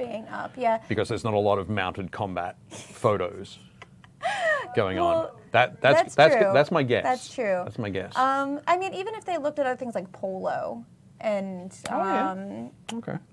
like racing horses and stuff, and jumping, you're going to be in a bunch of different positions, Right. and you're going to be in that upwards position. But I think also what contributes to it is that it's not always super obvious. Right. Or visible, like you're up, you're in that kind of squatty position. But if you're not really looking, I don't think it's going to be. There's a lot of opportunity. Dramatized. There's a lot of opportunity for other things to be in the way. Yeah, and if they are looking at people who are going about doing different things, I feel like it's going to be. They're going to see people down in a trotting post instead of up or something. Yeah. It's very easy to find more references with people sitting down. And also, if you're sculpting something like this, this is the 2-part. What am I trying to say? Jorah Mormont here, this Jorah Mormont model. You can see that line around his waist. So this, the torso and the arms would be that's a separate piece. Yeah. So his butt has been sculpted to the saddle. Oh yeah, look at that. So it'd be easier to so you can do this with fewer pieces. I think it's really going to be a major consideration for the way it's been done in miniatures. And not enough think. people are going to be so persnickety about it, I think, to justify the extra effort. Sure. The level of care for it. Like, I can look at it and kind of get a giggle and be like, no, no, no, no, no. But I doubt anyone's truly going to be up in arms Up over in arms. it. Probably not. Especially because these are pretty good sculpts. Yeah. Yeah, good. I'm going to take a slightly different approach with the with my white primed model to get the grey. I'm going to go for a much lighter grey than you've gone for. That almost white. I like that. I like So that. a little bit more of a fantasy kind of feel. But while I'm working on Of this, course, you can never keep clean. oh yeah. Well, actually, then I can come back and maybe do some dusting on the legs. You could. You definitely could. So, I mean, it's the other thing as well, isn't it? So horses sweat a lot. They do And sweat. so the dust sticks to them quite a lot. Yeah? And they roll in it. And they roll in it. They roll in it probably more than it sticks to them. when they have the opportunity. I think that's something as well that isn't shown in movies or on TV or that sort of thing, horses rolling around. Is You've it? never seen a horse roll around on TV? I have, but it's not a regular thing. Like somebody rides up on their horse, they take the reins and tie them around a tree or over a branch or to a hitching post or something like true. that, and then the horse stands there, and then they come back 20 minutes later, and the horse is still standing there, right? The horse hasn't gone and rolled around. Oh, yeah. It still has all its tack on. Yeah, yeah. So you very. I mean, I've seen a lot of episodes of Horseland. Okay, I guess what is, I don't daughter's know there. what that is. You don't know what that is? I You don't know what Horseland that. is? I don't know what Horseland is. Horseland is a fantastic cartoon series that is all about Horseland, which is like a riding stable. Like a stable where Okay. kids, young kids go and ride, and it's all about the drama that they get into and Oh. I could see that. I feel like who's listening to who this week and that kind of Let's thing. look at the second set of minis. Absolutely fantastic. Yes. So moving on from Horseland, let's have a look at some minis. moving on from from all this horse knowledge everyone likes. Yep. So Legion of Nagash warband for Warcry. Oh, very cool. That's a fantastic. That's a dark, like an old dark elf sorceress there. But that would be you'd be using that as your necromancer, Lee. Looks fantastic. Needs more skulls. I only see. 1, 2, 3, 4, 5, 6, 7. Yeah, I'm sure there's an eighth somewhere, but no, it looks fantastic. Very nice. Oh, Sean. Sean's just recently joined us. Is working on his Adeptus Mechanicus kill team for the Games Workshop kill team game. This is number 3. He's going for a very dirty, rough and dirty look. I like that with the that kind of greeny color though. Yeah. That rust and that green look good together. Yep, absolutely correct. Looks great. Looking good there, Sean. I'm enjoying seeing these. Cool. Lex has been taking up some Dreadmere mercenaries and women of Dreadmere. Ooh. Some might say they're one and the same. But looking good. Looking cool. I like the guy on the right with the axe. He's got that kind of unhinged kind of stance with that. It's like, Ready to go. I'm ready to swing this axe. Who's going to get it? Everybody. And Lex has gone for clear acrylic bases on there as well. Yep. So that no matter what map surface he puts them on, they're going to blend in. I feel like you don't often see that. You don't. You don't. It's nice work there, Lex. Cool. Keep them coming. Oh, buddy Jeff, Old Wolf Studios. We're working on. So this is a Primaris Lieutenant model from Games Workshop. He's painted them up. Jeff has always painted Space Wolves. Mm-hmm. So he's gone and converted this up. All of that, the hair has been done with green stuff. Oh, wow. The hair and the That's beard crazy. there. looking very cool. And normally has a chainsword through that axis, through that orc's head, but he's gone with a power axe here. So get a nice frosting, and I love the little knotwork on the tabard there. But yeah, looking good, Jeff. Nice work. Is that free-handed? I'm not sure. Or That's- it might be a It decal. might be a transfer, a decal, but yeah, no, it looks great. It's very nicely done, regardless. Good work, Jeff. Oh, here we go. You did have it in there. Okay. So yeah, as Steve had said, it's so he painted up this is his wife's companion. Is completed for the next adventure. Beautiful. And the first thing I think of is what a badass character your wife must have that a companion is a freaking unicorn. How amazing is that? That's awesome. Mad props to your wife for having a badass character like that. But yeah, looking very cool and super clean. Super clean. Super clean and crispy. But yeah, looking nice. Good work, Steve. Oh, Chris has finished up his bark. Always makes me chuckle when I see bark because we got our cat from bark from Baltimore Animal Rescue Center. Yeah, but yeah, looking good. I think a couple of people made comments about the blue that Chris has been using, like on this and the spot color It's that a he's been really doing on good his blue. stormtroopers or clone troopers. Is I think he said it was royal blue from Vallejo. Is the main sort of focus of that. But yeah, I just love the idea as well of a jet bike with a sidecar. I just like sidecars in general. I don't super know gonna why mess with they the make me aerodynamics. like. Yep. Sidecars make me giggle. I can't find that scary. Like if I saw stormtroopers by themselves, I would be like, oh no. If I saw a stormtrooper with a sidecar, I'd be like, I think it goes back to like all of the old silent movies. yeah. A lot of Buster Keaton stuff went on around sidecars, I'm sure. But yeah, looking good there, Chris. Nice work. Oh, Tim is painting up some more of his, I think it's Trilaterum, if I'm correct, his sci-fi game. But yeah, looking cool there. I love the purple and blue kind of metallic kind of look, working well together. But yeah, you can go and catch Tim at TotalCon. Ooh. And now I'm going to say, where's TotalCon? Where's TotalCon, Dave? I don't know. I didn't check it out beforehand. Oh. I should have. But I'm sure you can Google TotalCon.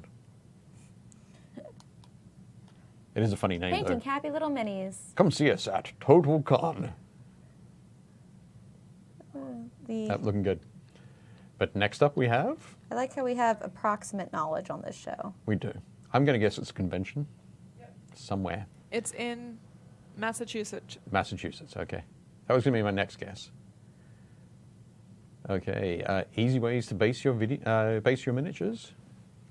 So if you check out Kimane Larson on the Painting Happy Little Minis Facebook group, I suspect there'll be a link through.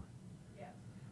But yep, there's a couple of different ways to go about it. But I'm guessing, looking at we've got the Secret Weapon Miniatures pigments there.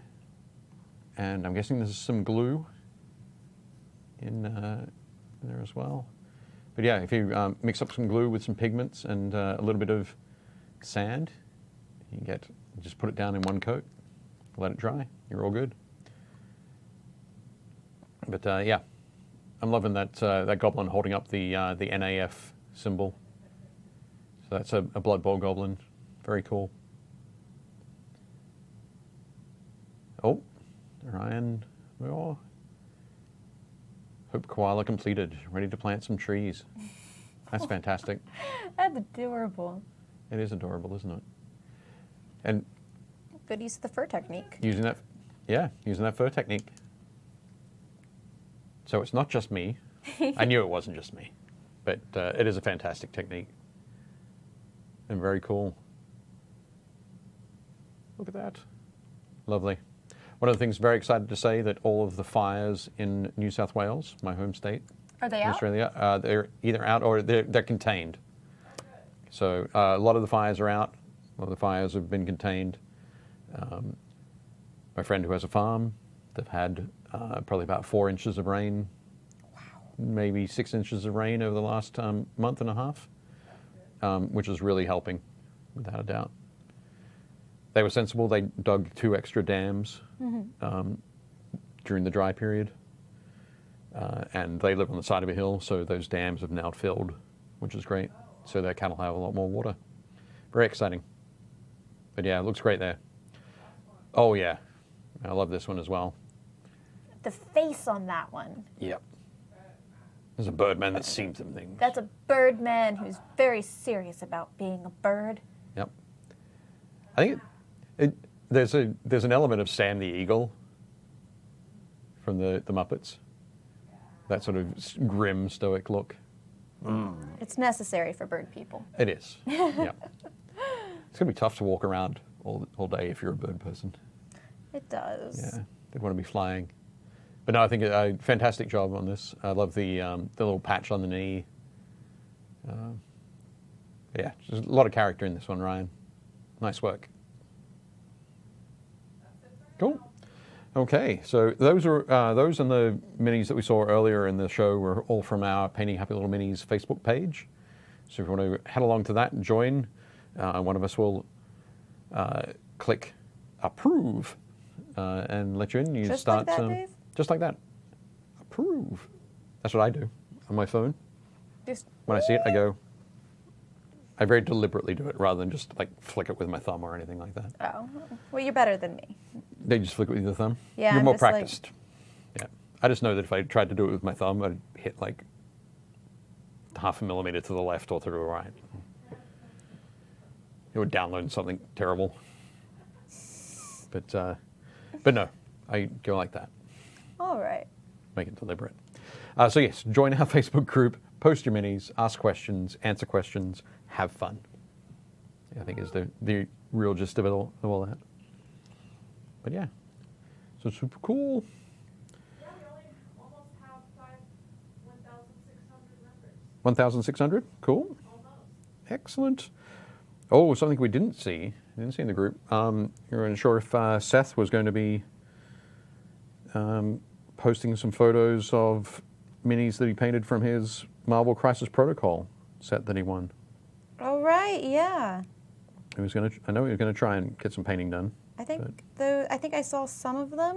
Oh, you did? Okay. Or at least someone who had Marvel Marvel Crisis Protocol? Marvel Crisis Protocol.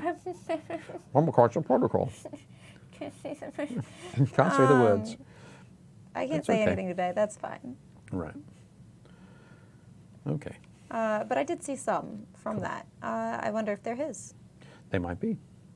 We'll have to go and check them out and make sure we post them during the show. Cool. How's it looking? It's looking pretty good. Oh, you're getting on to painting, actually painting the Dothraki Outrider. Yeah. So I am going to paint him, and then I'm going to go in and pick apart all the finer leather details, since Right. it's going to be all the different shades of brown. Cool. But I'm going to cheat and use contrast paints because Well, I mean, it's not cheating. it's not cheating. No. It's just another tool. But there picks up are the like muscles better. 6, I think. No, maybe more. 6 or 8 different contrast browns. Yep. So yeah, they're definitely perfect for something like this, particularly over a white prime. Since I spent so much time on my horse, and on the there's 20 dappling? minutes left. Yeah, well, you know, I like how he came out, though. I don't know if he's going to be washed out whenever I put him in the bright lights there. I think it'll be fine. Yeah. But I think he's turning out pretty good. Yeah. I mentioned that I was just doing a sort of a quicker version, or it's like not a quicker version, but really a lighter version of the gray, yeah. So I'm just taking some Vallejo light gray and painting it into the shadows. You can see there. Just a fairly quick, not too focused grey, so I can come back with some white. Oh, yeah. Put some white on it. Said he posted them. Seth said he posted them earlier this morning. Ah, yes. Okay. So next time. Next time Yes. round. I Yep. do not. We have a cutoff of Wednesday at 4 p.m. Eastern Standard Time Yes. for that, so that And we I give. do collect them on Wednesday. Yep. So that's when that's the best day the owner to collects them. post. But I'll make sure they show up. That would be good. So here I've got a mix of white and the pale grey, and then just kind of come back and paint that either side of those grey lines. And add a little bit more of the white in. Now I think were these are primed with Corax white, is that correct? Okay, so yeah, the Games Workshop Corax white spray, which isn't actually a pure white. It's a pale grey. It's very, very light grey. That's so that you can come back with white and actually highlight that. So we'll do that in a second here. But you can see how that you can see there how that I want to say light grey, but light grey is the beige grey that I painted.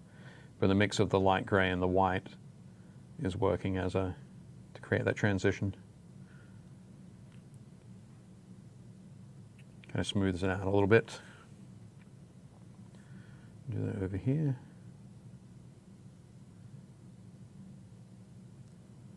And then if you wanted to do a grey that has a less subtle, less nuanced kind of dappling,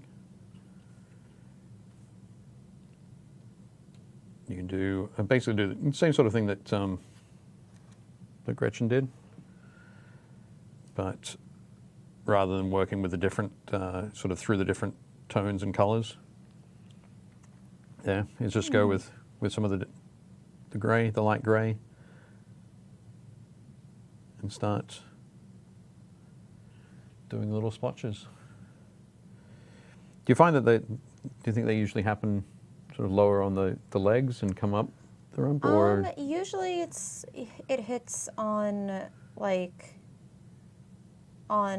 you'll see it some on the legs, but you'll see it a lot on the rump, the belly, the shoulders, Okay. kind of. And some horses get a lot of dappling, some get hardly any. Some it depends what they're eating. I'm a little bit worried about mine. Now they're starting to look like polka dots. So I have to do a little bit of variation in size.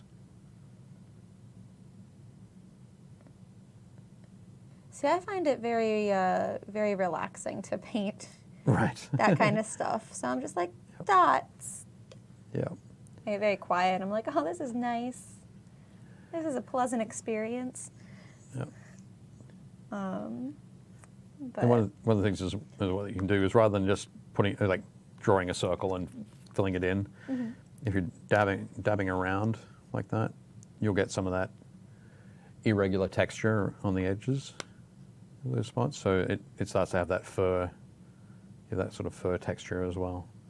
oh, definitely. So there we go.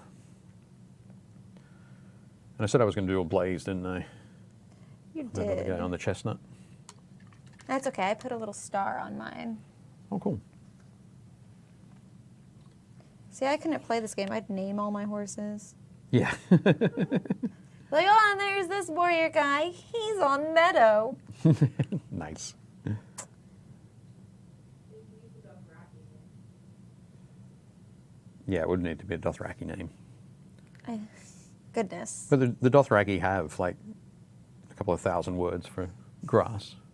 So Oh, yeah.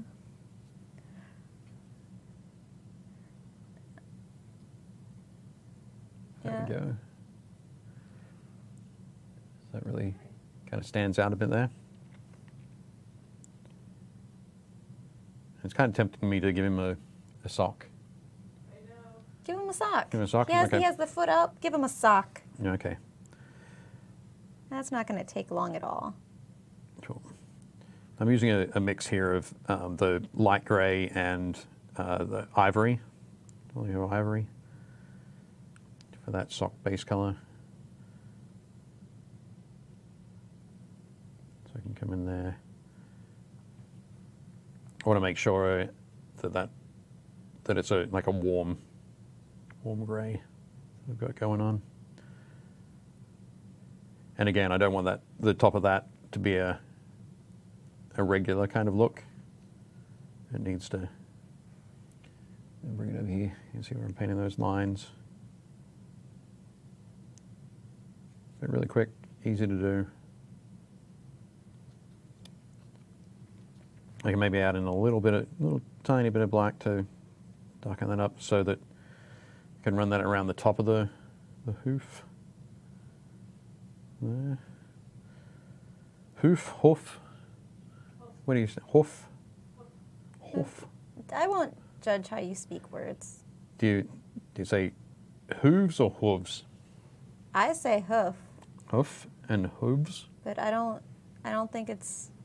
It matters. Yeah. It's a hoof. It doesn't. I think it's one hoof and Well, hooves. Yeah, it's hoof and hooves, but Right. like we're not. Whether hooves or hooves? Hooves? If you say any word enough, It's definitely hooves. it's definitely hooves. Is the.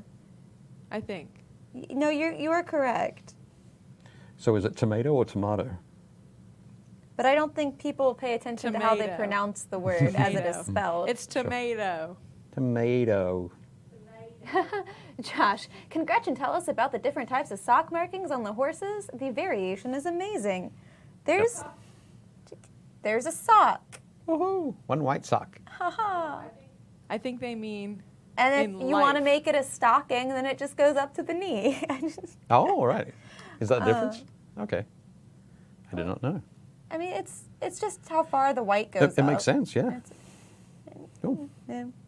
Let me pop them on the spinner. Yeah. Oh, and there we go. Look about- at my sock. That's what he's saying. How about in nature, Gretchen? In nature, What color socks can you have? just like, are you talking Just about white? like? Is it only white? Does white only mean Oh, a sock? like okay. So if you're talking about like colorations that can be around their hoof, they can have the white socks, and that can be on all of them. It can be on one of them. It can be on whatever, and it can go up any kind of length. They can have black around the hoof or hooves. That Is that tends to happen a lot. a dirty sock? I don't think that's what that's called, but I'm calling Yeah. it that forevermore now. Look at the dirty socks on that horse. They can have Gruella horses are kind of a dun color, and they're not very common, but they have striping. Where you would see the black, so they're kind of a light dirt color, and then they have dark stripes that go up and fade, much like Okay. the black that you see there, except stripy. And then some horses have feathering, and that's when they have the extra floof. All right. Okay. Yep. And that can be very subtle, or it can be like super crazy, like what you see with Gypsy Vanner horses, which are like known for their floof. Right. But yeah, there's a bunch of things. And as far as their face, they can have like a snip is when it comes up the nose just a little bit, or a blaze is when it goes all the way down, and then a star is just little dot in the forehead. Like, there's a bunch of different things, and I don't know if they all have words for them, nor do I know the words for all of them. If they did have words. If they did have words, I want Leona to wouldn't name know them them. because Dirty Socks is amazing. It is cool. It is definitely good. My knowledge of horses is all based on growing up with them, and I was a stable hand, so I wasn't like I didn't go to vet school. I'm not like equine studies. I'm not any of that. I also didn't have the money to ride them competitively or anything like that, so Right. nah. But as an adult, I went back and I started up with formal lessons again, so I could start learning the knowledge that I knew, but maybe I just didn't have the vocab for. Right. And also making sure that, getting better at horsemanship skills in general, because Cool. that's important and fun. It is. Because as we've seen from The Walking Dead, which comes back again on Sunday night, once the fuel runs out, horses. It's all horses. Horses and swords. I am set for Yep. the apocalypse. Like, Yep. I'll ride. I'll. As long as you make it through the first so. 6 months, you're going to be fine. Yeah. Who says I won't? I think you will. I have every confidence. I would be sneaky. No one would expect me. If you saw me on the street, you wouldn't expect it. Use that to my Right. advantage. I wouldn't expect to see you on the street. In the middle of the apocalypse, Gretchen! Hey! And I was totally expecting you to be at home. That's where I should be right now. No. Yeah. Exactly. Okay, and so I'm going to go for like a pink nose on this one. So I'm just going to take, I've darkened it up a little bit with some of the light gray, and now I'm mixing in a little bit of tan, I think tan flesh from the Vallejo Game Color range. So it's almost like doing a reverse 5 o'clock shadow, where you'd start with the tan and mix some gray into it. So.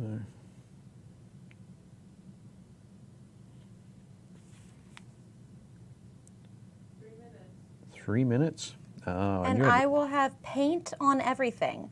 Unfinished with my human, but finished with the horse. Excellent. And I will have not finished any horses. But we've had fun painting them. Sure. Talking You're just about gonna have- putting me on the spot with horse knowledge. I'm sorry. Dave, you're just gonna have some homework. Pardon? You're gonna have homework. I'm not going to do homework. Nope. You I'm gotta. not- I'm not Painting in Happy school Little anymore. Minis. Homework. No. Here we go. So putting that on the spinner. Shush, Gypsy Vanners. I know, they're so lovely. A good horse breed. Is that it? Nope, that's not it. What are you looking for? Looking for the Black Templar contrast. Nope. Nope, nope. I might have some over here. Let me check. Oh, there we go. Okay.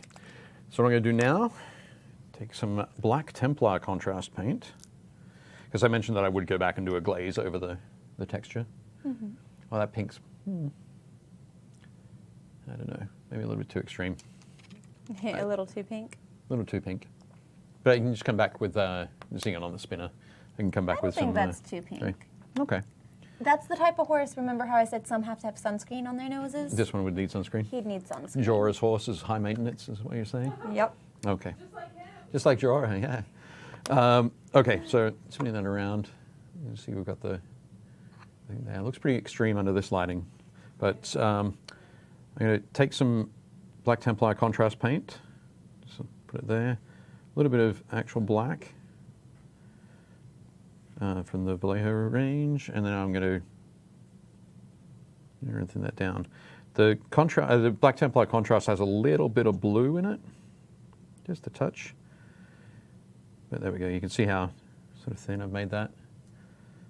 And then I'm just going to paint that over. So it will blend some of those a little bit more so we don't get it as sort of furry a texture.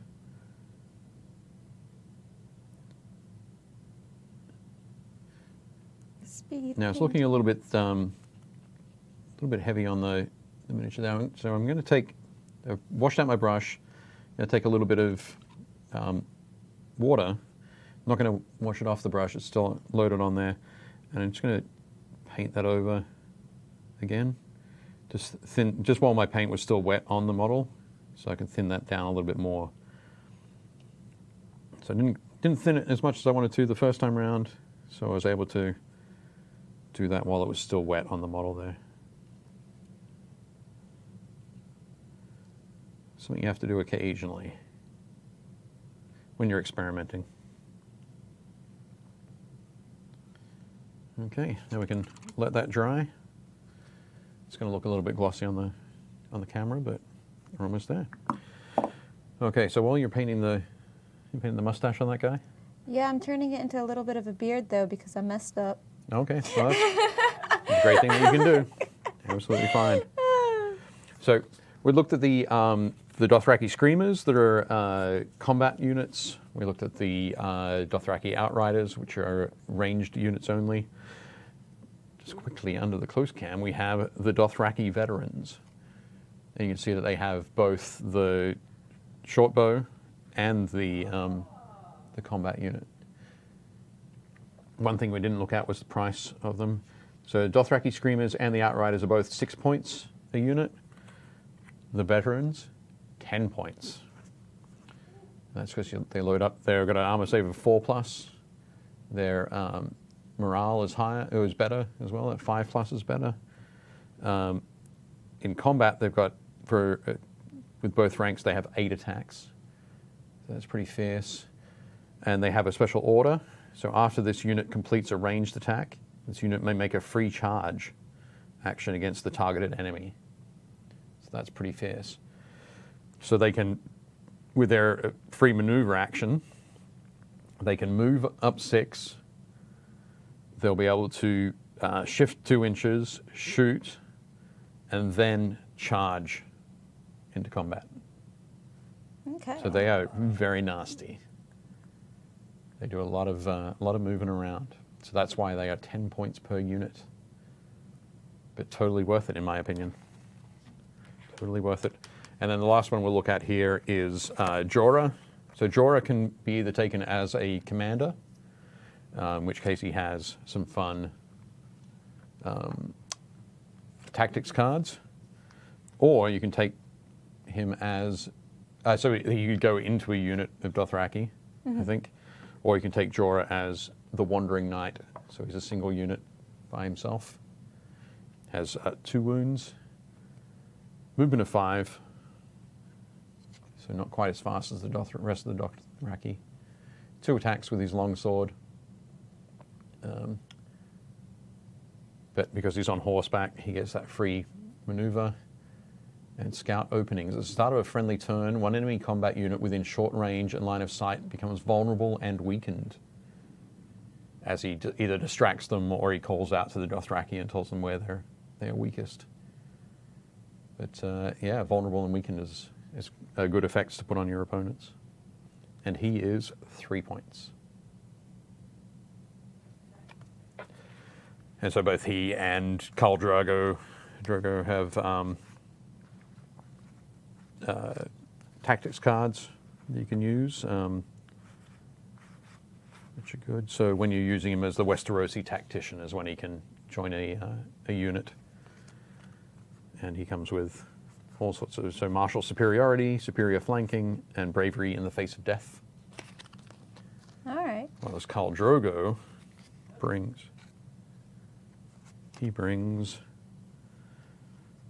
Adrivat, ride by attack, and devastating impact. But there we go. So, did I buy you enough time? Not quite. Oh, well. Winner, winner on the spinner. That's how it's going to go. His horse is pretty. Cool. Okay. So Bobby's horse in that's there. that's all that matters. Right? Yep. Yeah. There we go. He has base colors down and the horse is done. Excellent. So there we go. There are some different examples. I'm going to spin that a little bit more. There we go. So you've still got that texture there. You've got that sheen, and it definitely reads as a black horse. Yeah, I think it looks really good. It does. worked out well. Chestnut worked out nicely.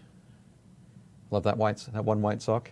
It's cute. I is. like it. It's very cute. I wonder if he just hobbles around like with that one raised in the air. It's a very playful. It gives the horse a playful personality. It does. I feel like. Yeah, and not at all a vicious warmongering look. But very cool. So that was a lot of fun painting the Targaryens from the Song of Ice and Fire Targaryen Yes. Starter Set from CMON. Yeah. CMON Games. So yeah, that was a lot of fun. Did you That was. enjoy me putting you on the spot? I enjoy it. I always enjoy sharing random knowledge of my personal hobbies. But yeah, no, it's fun. I like talking about horses. I'll talk people's ears off about horses, and particularly swords and horses is something that I'm very interested in and interested in continuing my education on. So that is things I do in my spare time. Awesome. Now we know. Yeah, now you know. It's on my Instagram. But Straight up. yeah, And your Instagram is it's just Gretchen Settle. Gretchen Settle? Yep. Gretchen_Settle? Yeah. Cool. I'm boring. There we go. Says the lady who rides around on horses swinging swords. If you Totally like, boring. If you like horses and swords and miniatures. Yeah. But yeah, so that was really fun. Make sure you join our Facebook page if you are not already on our Facebook page. Yep. So that we can see all of your lovely miniatures in next show if you get them painted up by Wednesday. Yep. End Yeah. it up by Wednesday. Do the Up on thing. the site by Wednesday. Join the party. It'll be fantastic. It will be. And speaking of next week, we are going to be painting an owlbear. We are, and we're going to be using the only certain colors, aren't we? Yeah, a very limited palette. Mm-hmm. I think our friend Jason Acevedo at Realm Smith TV has helped WizKids and Vallejo put together this pack. So we're going to be working on the WizKids Paint Night event. Do stuff. we have the colors already That's picked out? That's a good question. Hey, Leona, Yes. you should put the colors up on Facebook so people can see what colors we'll be using, and if they have their own owlbear or wish to go get their own owlbear at their friendly local game store, they can paint with us. That would be That's a fantastic. great idea. I Yeah. will do that. Paint along with us. Dave Yeah. Moffat, make sure you get ready. Yep. But that would be awesome. And then, yeah, you can post pictures in the group, and we'll all That'd have be a good really fun fun. time painting an owlbear. I have an owlbear sitting on my desk at home that I painted at the Alliance Open House in 2018. I should bring that in, and I'll pretend that I painted it on the show. Yes. Here's one I did earlier. But yes, join us next week. Look on the Facebook page, join it if you haven't already, and we'll put up those colors, and then you can join us in painting the owlbears because that's always super fun.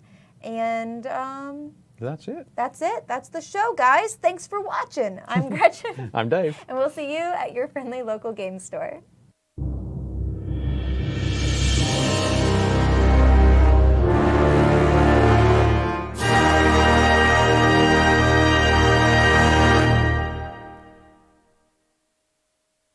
Thanks for watching Painting Happy Little Minis. If you liked it, leave a like and a comment below, and make sure to subscribe so you don't miss any new content.